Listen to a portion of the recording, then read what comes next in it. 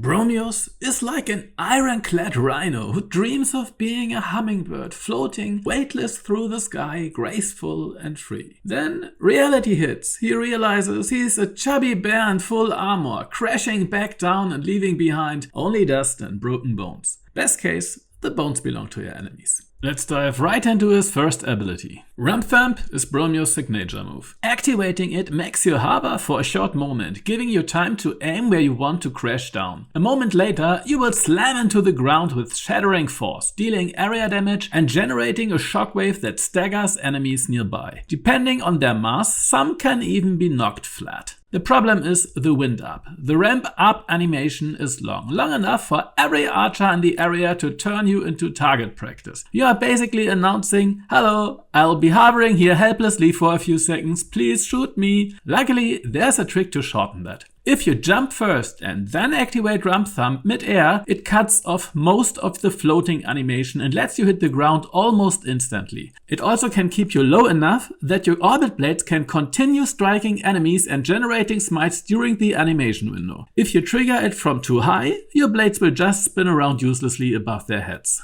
Now about that shockwave. The stagger it applies is very short, not enough to give you any real action advantage. In fact, heavier enemies can often recover faster than you do, which can leave you eating a counter attack mid-animation. So make sure the damage is worth the trade, and early on it usually isn't. Base damage starts out underwhelming, but once you build properly for it, RumpThump becomes a one-button solution to entire encounters. Here's how the damage works. It directly scales from your total armor. That's your physical plus magical armor combined. At max rank, around 50 total armor translates to roughly 250 base damage, not counting virtue scaling. It's not an exact figure, but good enough as a guideline. On top of that, RumpThump scales further with courage. High courage investment boosts total damage by roughly 20 to 30% based on testing. But there's a way to make it even stronger, and that's where his second ability comes in. This one is called Song of Growth. It is an area buff and increases your team's total armor value. From testing, this increase doesn't seem to be a flat number, but rather a percentage-based boost. You can tell because both low and high armor values almost double while the buff is active. And since RumpThump's damage scales directly with total armor, you can see the difference immediately. The duration is roughly 18 seconds and can stretch to about 22 seconds if you heavily invest into Spirit.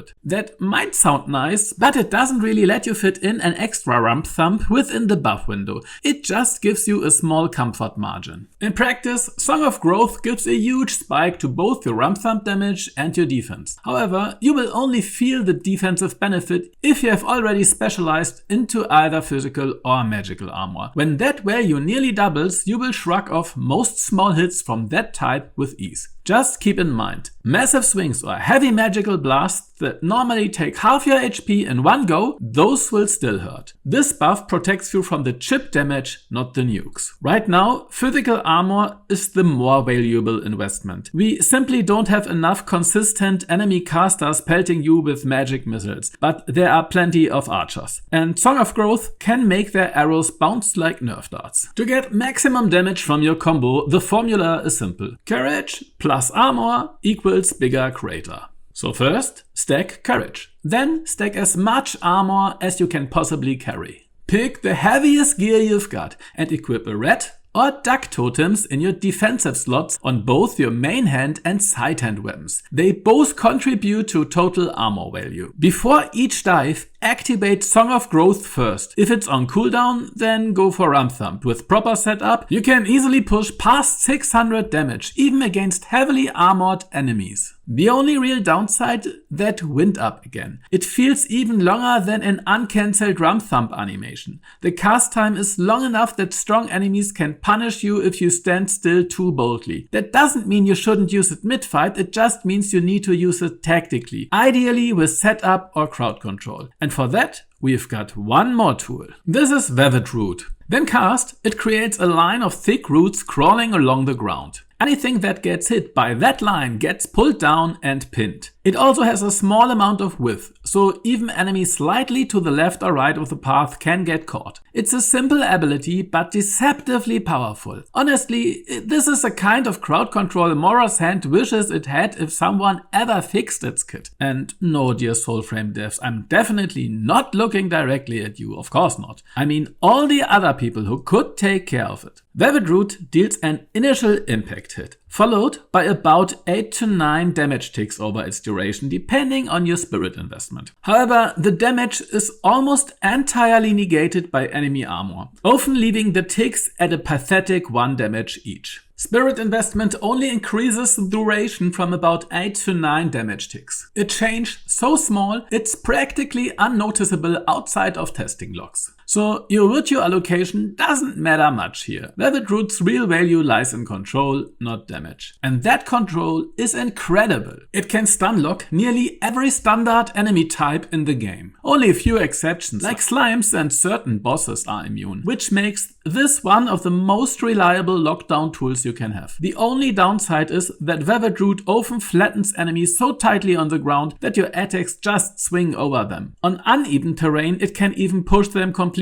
under the surface, but don't worry, they usually crawl back up eventually. When that happens, you will need to rely on targeted throws, heavy attacks with a wider arc, or simply use the downtime to reactivate Orbit Blades and Song of Growth for your next rotation. As for the rest of his toolkit, we get 2 passives. Working as intended is not the phrase I would use here. Bromius' 2 passives, Barkbare and Canopy's Blessing, appear to be malfunctioning. Barkbare is supposed to have a chance to reduce enemy armor when you attack, while Canopy's Blessing should reflect a portion of incoming damage. Unfortunately, after hours of testing, I couldn't observe any consistent effect from either of them. No visible armor reduction, no reflected damage, not on any enemy type and not with any weapon. Either both are completely non-functional or they operate in a way that completely evaded my testing. Every 20 hits or so, I did occasionally see a slightly stronger hit, around 40 damage higher, and thought it might be Barkbare proccing, but since that same result happened when switching to other pacts, nope. False alarm. Another pair of broken passives. If these ever get fixed, I will make a short update video covering their actual functionality once confirmed. Now that we have covered all the active skills and passives, let's move on to the build and gear setup and how to actually make Bromius crush everything around him. Alright, let's put together a setup that really complements Bromius' kit. First off, the weapon choice. This time it matters less than with other pacts like Siren or Tethran. Your abilities do most of the heavy lifting here and work beautifully even without weapon specific synergies. Still, some weapons fit his playstyle better than others. The ranged options, bows and magic weapons, lose most of their advantages here, since Bromius is constantly diving headfirst into his targets and can stunlock entire groups. Kiting or maintaining distance just isn't as needed. So forget range, focus on raw melee power instead. Going for a high smite chance weapon doesn't matter much either, since Orbit Blades already generate plenty of smites on their own. In the current high armor environment, high damage melee weapons tend to perform a bit better overall. Spears have felt just a step ahead of the rest. Especially when paired with whirling fly blades, dive into melee and you're golden. Of course, feel free to find your own best fit.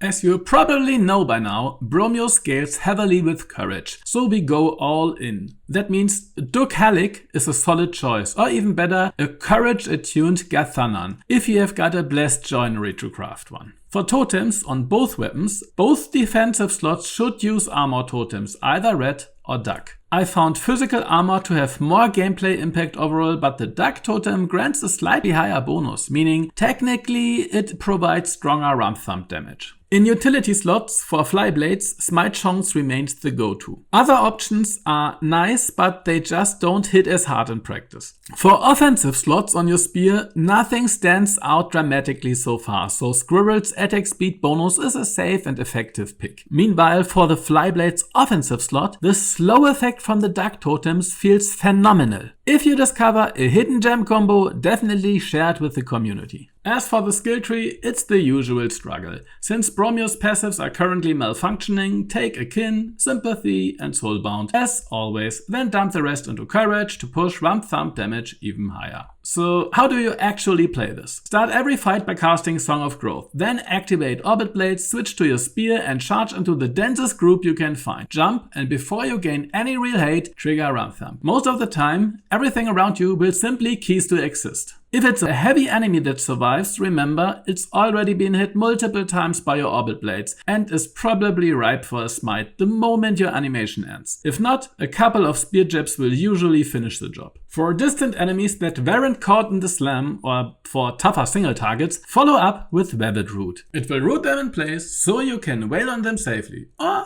throw your spear if they are outside your swing range. You can sneak in another RumpThump if the cooldown lines up. Though by that point, Song of Growth could have expired already unless you were efficient with your rotation timing. From there, just keep fighting normally with Orbit Blades active until both Song of Growth and Wevetroot come off cooldown together. That's your cue to restart the full combo. Song of Growth, Orbit Blades, Spear, RumpThump, clean up the survivors, but honestly most enemies won't survive long enough for you to need the full loop again. And that's Bromius, the walking avalanche, a pact with devastating power and incredible crowd control. He hits hard, controls harder, and is genuinely an incredibly fun pack to play right now. How have your experiences with him been so far? Still got that Ode Tempest video on my to-do list, so I will see you there. And as always, you know the drill, like and subscribe if this helped you crush a few extra bones.